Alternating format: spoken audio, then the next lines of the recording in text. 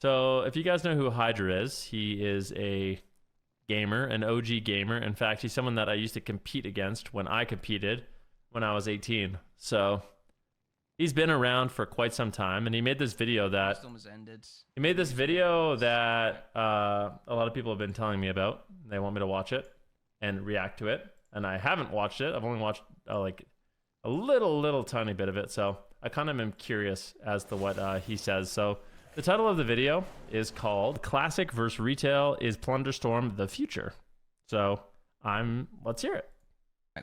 So somebody wrote earlier, who was it? Somebody said earlier that there was a Q&A with some high up woman, and they said that she said that it has a lot of potential, or huge potential, or something like that, and that they're definitely bringing it back. And I don't think they gave much more info on that. I can't remember who said it. Somebody in chat wrote it, which I think that's good news, right? I miss playing it. Like, this is the thing. I usually send the plunder from about 11. You know, it's funny.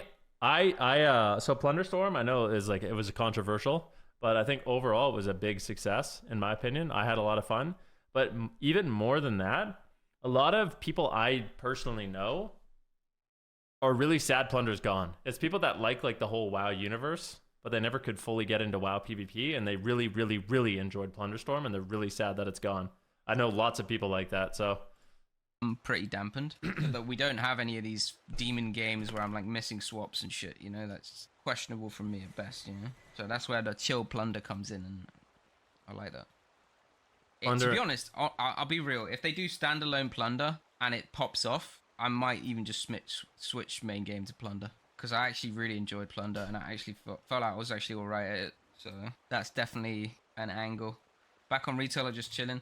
I've been playing a bit of Kata and a bit of retail, Rob. But yeah, to be honest, I didn't play any arena since season 7 Wrath. I've been playing classics, so I'm pretty dampened, not dampened. I'm pretty washed with arena in general, just from not playing for a whole season. It happens so fast. I swear, the same thing happens to me. When I took a break and played retail, when I took a break when level 60 came out, I logged back on retail. The whole game felt impossible to play. Even just opening up my bags, I was so overwhelmed. I had no clue what's going on. So just getting back into it in general. Plus, I haven't played any retail since, well, I played like 100 shuffles or something at the start of DF, and then before that, I played season 1 Shadowlands.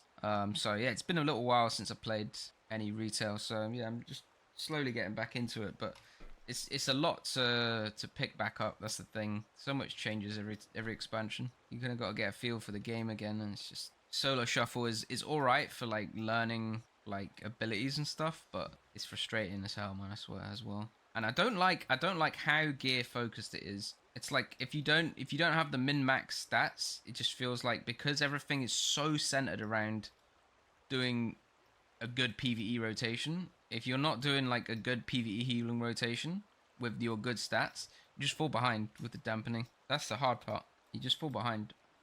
And when that happens, it's so hard to like reverse the momentum, right? Especially as disc. It's so hard to reverse that momentum as a healer and get back into like actually choosing your globals rather than having them chosen for you, because people are going to die if you don't press that button, you know? Because you want to be like a little bit creative. Bro, Classic is very gear oriented. I'm sure he knows that Classic is too, but he's right to an extent. Like even me at this point, like coming back to this season, if you didn't play, you fall behind on gear so fast because the conquest cap is so high, and you know how good world PvP gear is and stuff like that. Like if you're not staying on top of your gearing, you do fall behind a lot, and it is a big difference. Like having your 2 embellishments and having full item level and having gems, it is a massive difference. Like if you logged on right now, got on a green geared character and just spam played, it would take a long time before it was relatively fair. However, I think gearing on retail is really good. I love gearing on retail. I think it's better than it's ever been, besides the Legion, where you didn't even gear, you just had free gear. You had free item level. I think this expansion is the best gearing of any expansion ever besides Legion. In terms of like who you stun and who you fear and when you push for fears and stuff like that. But when you're behind, or you feel like your heals are not providing enough to keep people safe, then it makes it really scary to push for fears and really risky. I don't really like that as much. Like I like the aspect of Classic where most of the game you have choices to make. you know. And most of the game isn't determined by, okay, I don't really have much choice in this, you know, these 5 out of 10 globals, or even like 7 out of 10 globals, because if I try and be creative and do anything that's outside of my correct PvE rotation, I'm going to be falling behind, even if the thing I'm doing works out. If that makes sense. So like, say you push for a risky fear or whatever, and it's like, even if you get it, you still have to use shit because you fell behind because you didn't do your PvE healing, you know? And I think that's a big thing that I prefer about Classic compared to Retail. There's a lot less choice in Retail. And that was what made Disc and Wrath so fun, actually. Horngud said, Hydra's articulating what I felt this past expansion. He's right on the money. Yeah, Rudar said it really brilliantly today. And I'm going to butcher what he said, but he was saying, like, in the game, especially in threes, like, you have, like, an overall strategy you want to follow. And it's not so much, like, an on-the-fly thing. It's like you have, like, an overall strategy, you follow that, and you can make mistakes within that strategy. But as long as you have that strategy, whether it's, like, okay, we're just going to pull away the whole game, we're going to dampen, we're going to kitty this guy defensively over and over and over, we're going to get out of mana, we're going to watch drinks, like, you have that overall strategy, and even within that strategy, you can make mistakes. And it's less about, like, an on-the-fly, like, there's not that many comps that just, like, on-the-fly, you know, kick a healer and then you win the game. Like, that's really rare to happen. Although it did happen a little bit in the AWC, which is interesting. Like, watching the AWC at really, really high level, it did matter. Like, there were setups, like Liquid, for example, like with their DK Rogue, like getting a trinket and then winning in, like, a smoke bomb kidney. Like, it's not exactly like that, but I do get what he's saying.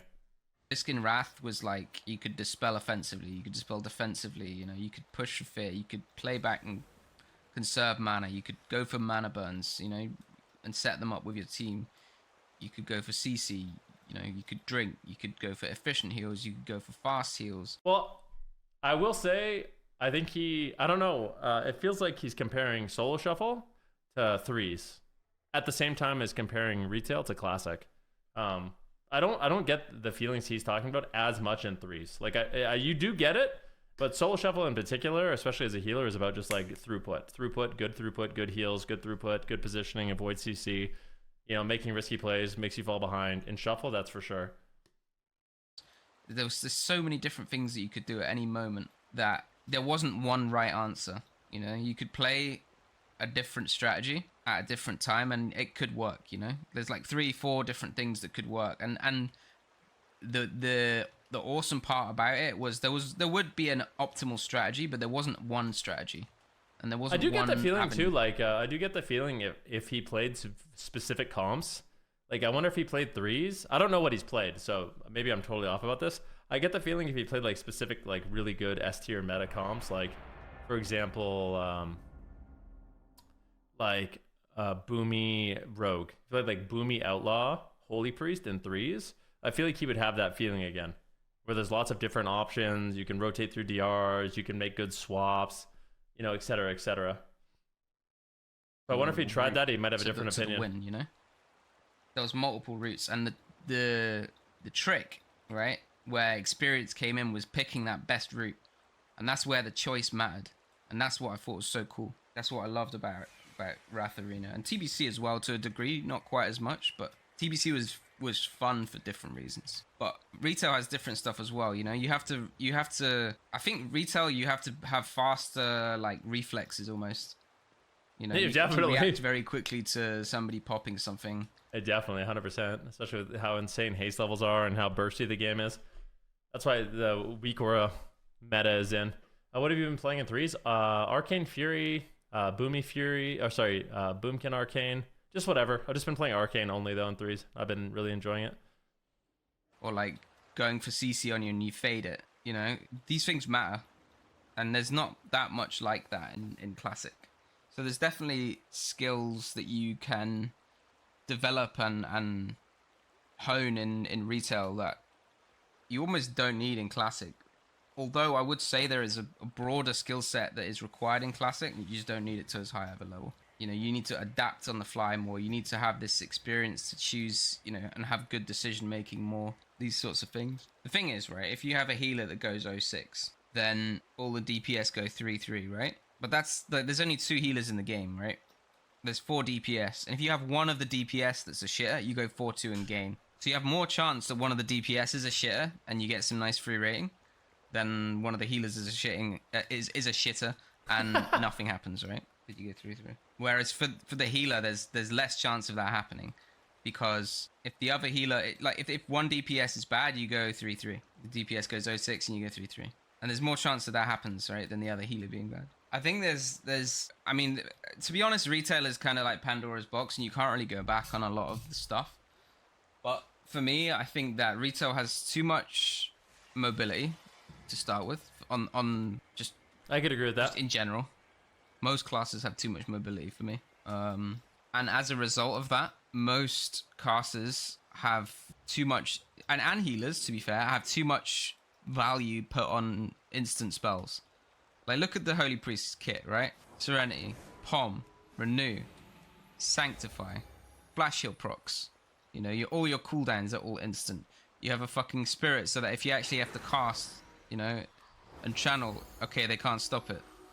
Most of your shit is instant/unstoppable. You occasionally have to cast Flash Heals. That's it. And the reason for that is because of high mobility and high amounts of ranged interrupts and stuns and CCs. Because if everything was cast, you'd never get anything off. And so, precog, baby.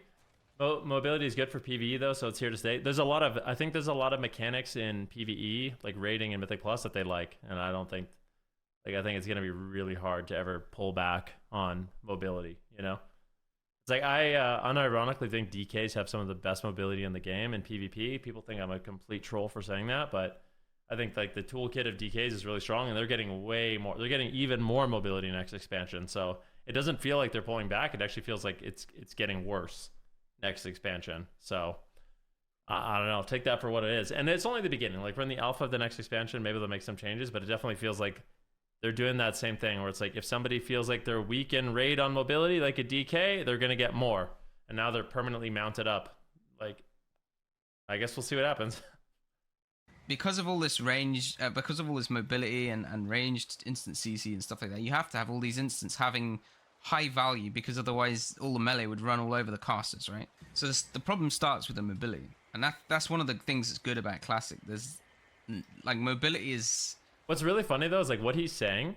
The way he's saying it is, it's like, in my opinion, these things are not like, these decisions aren't made with PvP in mind. I don't think. I think the reason why that a lot of abilities are instant is because there's a lot of mobility. There's a lot of movement mechanics in raid. I think it actually doesn't have anything to do with PvP or like the melee versus ranged dynamic. I think it has more to do with just wanting to do damage while moving in raid. That's what I actually think. Is precious. You know, you have to use it carefully and use it well, because it's powerful. Holy had this. To be fair, Holy has a lot of the same kit in Kata, but there's a lot less value put on it. This is what I mean, right? By the strength of the instant spell versus the cast spell, there's a lot more value in actually getting a cast off. You know, if you get a greater heal off in Kata, it's like 20, 21, 22k non-crit. If you get a Serenity off, it's like 10k. So in terms of actual healing done, yeah, the Serenity is way safer to press, and it's actually really mana efficient as well. It's one of your main strengths as a Holy Priest in Kata. But if you want actual raw value from the spell, and this is just one example, right? The cast is really, really strong.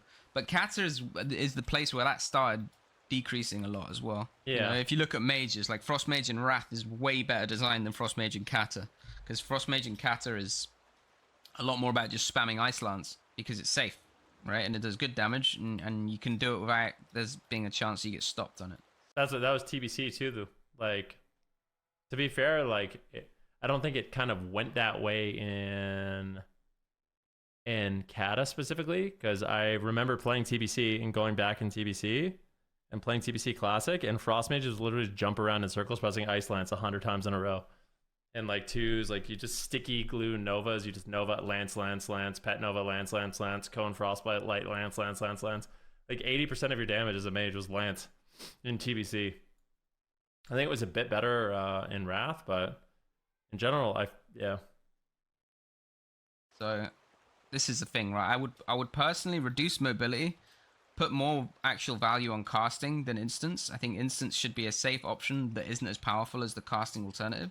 And I would reduce the amount of instant CC that every class has. Like, every class having some random ranged CC or instant CC or stop or whatever, it's just too bloated. And speaking of bloat, that's another thing. There's way too much random passive bloat flying around. You know, you're almost sifting through the bloat in these games to find the stuff that's actually meaningful and react accordingly to that. You know, there's 80% of the stuff in the game maybe has like 20% of the impact, right? And then 20% of the stuff has like 80% of the impact. And this is why when you're not pressing cooldowns, a lot of the like random rotational stuff in between doesn't matter as much, especially before dampening hits. Dampening, you know, obviously makes everything matter a bit more, but it's like artificial. But obviously they're never going to do any of this stuff, right? Because they're not, like, the PvP doesn't matter to them. It's not part of their big plan. PvP is a mini game. It's an afterthought. It's not part of the business model. Yeah, game. I kind of wonder if people always say that. That's like a sentiment that's echoed a lot. And I kind of wonder, how much of the game was designed around PvP kind of ever, you know, like in vanilla and TBC and Wrath, like, and Kata and Mop, like, was the main design of any of the classes and any of the specs with PvP in mind? I actually don't know. And I don't know if that's like necessarily a new thing. And to be fair, I feel like they have done quite, like, the overall class design, I think there's a priority on rating and Mythic Plus. Like, I just really get that feeling. They've done some work with, you know, PvP talents and stuff like that, and lots of PvP tuning and stuff like that. But yeah, the overall class design definitely feels like it's more around dungeons and raids, for sure. Is designed for PvE. We get what we're given, and you be happy about it. But it is what it is, boys. It is what it is. I mean, look at the amount of money they actually invest into AWC. Is minimal. Absolutely minimal. If PvP was part of the business model, you would see a lot more changes, like making the game more spectator friendly, for one. Just because PvP isn't part of other MMOs' business model doesn't mean it's also not part of Blizzard's business model. It's like, it's irrelevant what other MMOs are doing. Like, yes, there's some investment into the PvP scene, but that's because there always has been. You know, we always had BlizzCon and whatnot since original TBC. It's like, if you're honest with yourself and think, if Arena didn't exist, would they put Arena in the next expansion? Obviously, it's a no. You know, not in a million years. I think PvP is this something that Blizzard considers, like, especially Arena, something that Blizzard considers a mistake and an absolute pain in their ass to actually have to manage and spend, you know, a semblance of balance and development time on, in order to keep a really small percentage of their player base happy. Because I don't know if I agree with that. I actually don't know if I agree with that. I mean, they're in the next expansion, they're literally adding a new mode, right? Like, they developed a new mode, BG Blitz. They added Solo Shuffle. So I don't know if I agree with that, to be honest. I think if you actually look at the numbers of people that are playing like random battlegrounds and arenas and stuff like that, it's still a pretty sizable portion. I know for myself, I would not play WoW if it wasn't for PvP. And maybe I'm an anomaly, but I think there's a lot of people, if WoW had no PvP and no arena and no BGs and stuff like that, like, I think the game would be way less popular. And I think they know that. Because it's a vocal percentage of their player base, right? Like, a lot of the people, and this is the thing, right? A lot of the people, not that many people PvP, but a lot of the views that they get on Twitch, right? For if you look at how many views PvP gets on Twitch, PvP is just in general PvP streamers, right? Compared to the PvE streamers, like, and now compare that to the PvP player base compared to the PvE player base. You know, it's astronomically higher, right? The number of people that are actually watching the PvP per person that actually PvPs. So obviously, it's you know, going to be something that's vocal and is part of the publicity for the game, right? Which Blizzard wants to keep in a positive space. So if they just axed fucking AWC now, like, the amount of negative, you know, vibes that would come from that, from all these streamers that are putting, you know, opinions and whatnot that people listen to out there, is going to be very high. So it's worth it for this small fee, so to speak, to keep that in check. And I think that's all they're trying to do, right? They're just keeping it ticking over. Yeah, streamers is like a huge ad for them. I mean, of course, he's saying like if you go to Twitch, most of the popular streamers are PvP streamers. So if you kind of like cut PvP, then you would get all those people pissed off. You know, like if Blizzard decided, okay, we're not doing AWC anymore, like what would that mean for their game, and what would that mean for streamers like Peekaboo and Sea-Doo and Absturge, who are very invested in the AWC scene? Like what would happen? I don't know. I really think PvP is an important part of World of Warcraft, and hopefully they realize that. I think they do. I'm gonna be completely real with you guys. I know this might be an unpopular take, but I swear I've had so much fun in this expansion. I really like this expansion. Some of the most fun I've had in PvP is in Dragonflight. I've played every single class. I love Solo Shuffle. I'm excited for a lot of stuff that's coming. You guys think I'm coped up maybe, but I mean, Kata's out. I love Kata. It's been fun. I geared my character, but I still get that itch. Play a little retail. Still like the retail PvP. Of course, the top PvE is a vocal. That's not what I'm saying, right? What I'm saying is the vocal minority, as a percentage of the overall player base of that content, is way higher, right, for PvP than for PvE. That's my point. Like it almost doesn't cost them anything, right, to keep the PvE vocal minority happy, or in a good space, because that's who they're designing the game for anyway, right? That's who the majority of their subs are coming from. So why wouldn't they want to please those people? Of course they do. They try and please those people regardless of what the vocal minority is saying. But they don't. If there was no PvP vocal minority, why the fuck would they care about putting on PvP tournaments and balancing the game, and making all these PvP happy at expense to themselves for less than 1% of the player base in terms of subscriptions? It's not financially viable. You think that less than 1% of WoW players PvP? That seems like a low estimate. Seems probably accurate. You think it's less than 20%? It could be less than 20%. That sounds more reasonable. Less than 1%? I don't know about that. It could be 10%. It could be 1 in 10. That's still a lot of people, though.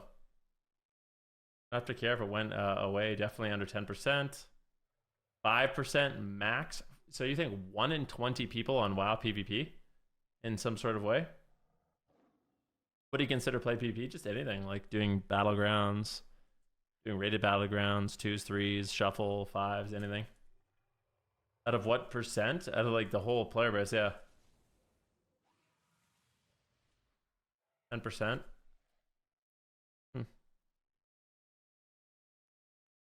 Stupid fucking model.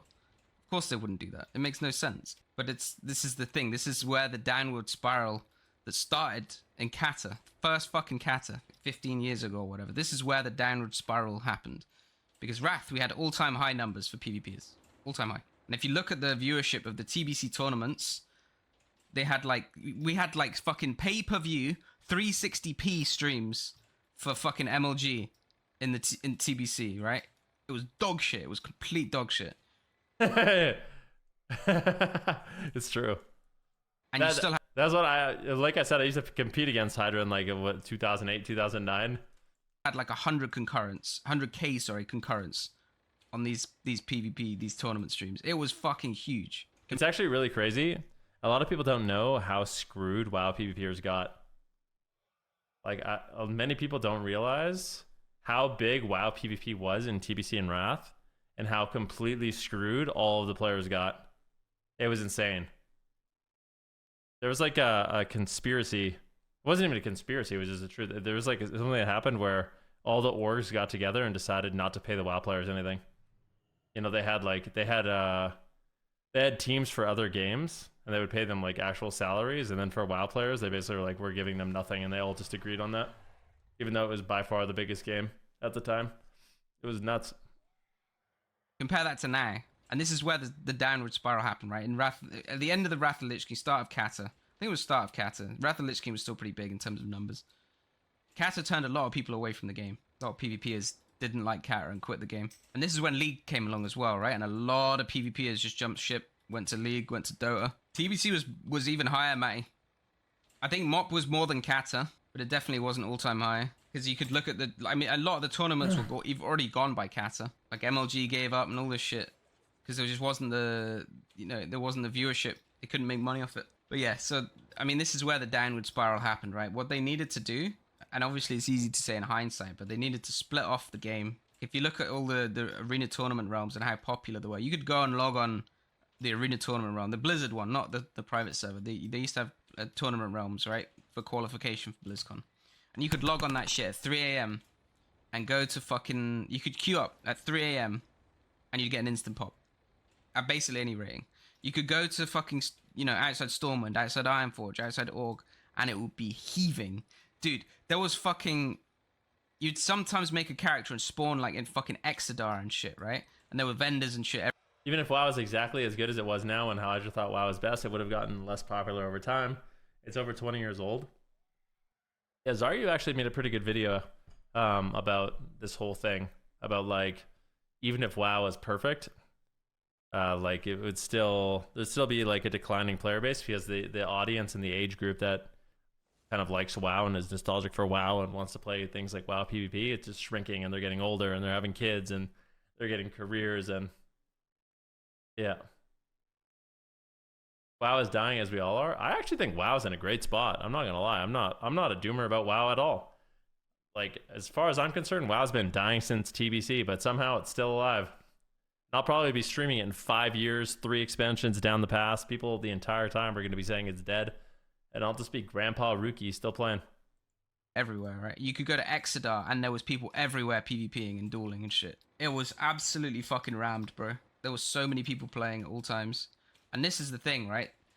This is where they should have split the game off. They should have seen this and they should have split the game off into a PvP mode with just more... When I said PvP, PvP objectively feels 10 times worse than it did in the past, and that's why it's dying.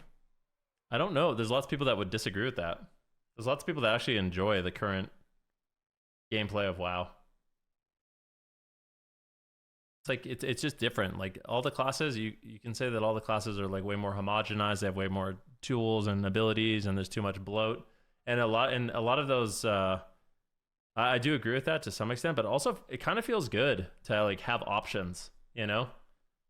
Like the game is simpler in the past, even just logging on Kata, you know, like the amount of things people can do is limited, which for a lot of people feels good, but it can also feel good to like completely outplay someone with your like really robust kit that you have. Well, I think it's just, I don't think it's a one size fits all. I mean, you might like the older expansions more, but a lot of people watch TBC PvP and think it's complete trash. Like, how many of you guys tried TBC Classic, played it, and thought it was absolute garbage? Like, you were a warrior that just sat in Frost Nova for the entire game. Or, like, you're a rep paladin and you have no kick and you just auto-attack the whole game. You know, like, it's like, it's not, the old PvP wasn't necessarily just better.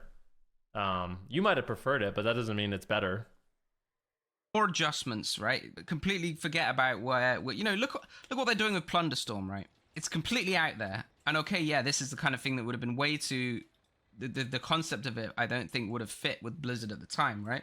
But Plunderstorm is so out there and they're just making these huge changes. They're making it visibly easy to understand, right? Every ability is very, very easy to understand visibly. You don't really need to watch and understand, and having played the game to understand it while you're watching. You can still watch it and enjoy it. Yeah. You know, the concept is awesome in terms of a spectator game and you know, esport or whatever. The tournaments are fun. They don't take themselves too seriously, but there is a skill element to them as well. It's just, yeah, like it's bang on, right? And this is what they had to do with WoW after Wrath of the Lich King. I'm not saying like, okay, they needed to make Plunderstorm, but they needed to make it more visually understandable, which means, you know, better animations for certain outplays and specifics. They needed to reduce bloat while keeping the skill cap high, and you know, then they could start running basically automated tournaments, and you know, this would have kept the PvP activity really, really high. Make constant adjustments, you know, balance patches, whatever, the way they do with League, right? Keeps it fresh. And then you run an automated tournament every couple of months. You have a fucking... I think Plunderstorm's great. I understand what he's saying. Like, in terms of watchability, Plunderstorm is really good. He's right. It's like, everything is very straightforward. It's obvious. You see a projectile coming or a trap or he's swirling with frosty stuff. Like, everything makes sense what it's going to do. But I think it doesn't have the... For me, at least, Like, I like Plunderstorm, don't get me wrong, and I'll play it if it comes out again, but it doesn't have that same charm of WoW, where there's like that in-depth, robust toolkit of 40 plus abilities that everybody has. And to me, that's what's been special about WoW for a long time. So I don't know if Plunder would ever like replace WoW for me. Certainly fun, but I don't know for me individually if it would ever replace WoW. Ladder. At the end of the ladder, the teams that qualify off the ladder get to play in the tournament. The tournament gets streamed. You can spectate it in game. You have some fucking cash prize to enter the tournament. It costs a bunch of WoW tokens. Done. You know, it's like they had this opportunity. They didn't take it. PvP base dwindled, and now we are at where we are, where it's no longer viable to do these things for the game because there's not enough people to do it for. So I do actually. One thing that I do agree with Hydra on is that PvP was definitely mistreated as an esport. Like in the early days in like TBC and Wrath and stuff like that, like PvPers and the whole scene kind of got screwed in general. I really do agree. I agree with that. Like you had insane things happening. You remember, you guys know the Down Goes Venruki clip, right? Down Goes Venruki headshot, that'll do it. One of the reasons that happened is because the tournament realms just never got updated. Like you're talking about tournaments that had hundreds of thousands of people watching and tons of people invested in, and the tournament realms never got updated. So we would play in season 8 with season 5 gear. So one of the reasons why Beastcleave was so OP in tournaments was pets didn't scale that well with gear. So when everyone had shit gear, the pets were just completely OP. You had no defense. Like basically you could gear a character with a lot of resilience or offense. There's no good mix. You didn't have... Like, could you imagine that? Imagine if the current tournaments and AWC was season 4 of Dragonflight in season 1 gear, and they just CBA'd ever updating it. Like, that's how original competitors had to deal with it. It was really silly. The money isn't there. And this is why I'm actually so excited about Plunderstorm, right? Because Plunderstorm is a chance to have that back. It's a chance to do those things that WoW missed out on. And I just hope they don't miss that chance, because it could be really, really fun. It could be really, really big. Plunderstorm was very popular in a PvP event. A lot of people tried it, but you had many PvEs complaining it pandered to PvPers, and they did it anyway. The thing is, right, the PvEs wanted their transmogs, right? And I think that was the problem, right? They almost forced these PvEs into doing an event that they don't ever PvP. They didn't want a PvP, and now they have to do a PvP event to get these transmogs, right? And then they don't partake in the actual PvP of it, right? They just go on the edge of the gas, they, farm some mobs and they quit. And then they complain that it's boring without even trying. They don't even give it a shot at PvPing because, God forbid they might like it and be a PvPer. They're such a proud PvEer. They want to never have anything to do with PvE and those low life. It's like they're almost doomed to not like it before they even start because they don't even try and play it the way it's meant to be played. Instead, they're like, oh yeah, we should make this a PvE only event. Like, what? Like, okay, give them a PvE only version if you want, but it's just like there's other people to attract. They got to it. Mop remix, well, not just the people that are playing WoW. And this is why it should go free to play, in my opinion. Free to play standalone, because there'll be a lot of people, like the people that are complaining about it. I think that would be a great business model for Plunderstorm. I hope they bring Plunderstorm back. I hope it's free to play. I hope they have cosmetics for sale. Like I actually genuinely hope they bring it back, and it's like battle pass. Cosmetics that you can pay for, like mounts that you can pay for, like weapons that you can pay, things like that. I think would be really cool, like different ability skins, and then it's just free to play. I think that would be like the best approach for it. The WoW PvE is okay, fine. Game isn't aimed for those guys. Do you want to do a little mode for them so they can get their transmogs? Maybe, but I think the more important thing is establishing the game as a decent PvP game that is accessible to fucking everyone. It's not just WoW. It's Somebody said if the numbers were there for Plunderstorm, it wouldn't have gone away. That's completely false. Yeah, that's absolutely not true. And I would be willing to bet you anything that Plunderstorm comes back in some form. I'll bet you anything. The reason I think it was 100% intentional. A limited event, test it out, see how the community liked it. I think the community loved it, and I guarantee you that it comes back. As WoW, basically. It's not WoW. It's nothing to do with WoW. And this is the thing, when you force people to go and download 90 gigabyte WoW and get a sub, if they don't play WoW, they're like, fuck that, I'm not doing that. I don't want to play WoW. So if they want to do it as a gateway to WoW, this is not the way to do it. The way to do it is to make it free to play and then have the battle pass be the sub. and then they can be like, oh well, I'm subbed to WoW anyway. I might as well fucking try it, you know. But that's the perception, Joseph. This is what matters, what people think they need to do. So if they did this, I think Plunderstorm would absolutely pop off. So many people would play it. It would be huge, and they would make significantly more money than if they had it in the sub model. And honestly, I think they would get more subs doing it this way than just having it sub only. Because people, like, you'd have floods of people coming to it as free to play, and they'd be like, oh, sweet. Yeah, no, I want to sub for this battle pass. Congrats. Now you know, you have fucking, you know, 30-40% of whatever, 10-20 million people grabbing a WoW sub versus 100k people that were already subbed anyway playing it. You know, okay, these are fucking random ass numbers, but you get my point, right? Blizzard did not do a good job at marketing Plunderstorm, and yeah, it requires a sub, which is the biggest deal breaker from these. Completely agree. I think that the marketing for it was almost non-existent. It just popped up out of nowhere. A lot of people didn't even know about it. For me, I think that this was a very, and I completely agree with you. I think this was I think somebody else said this was a test.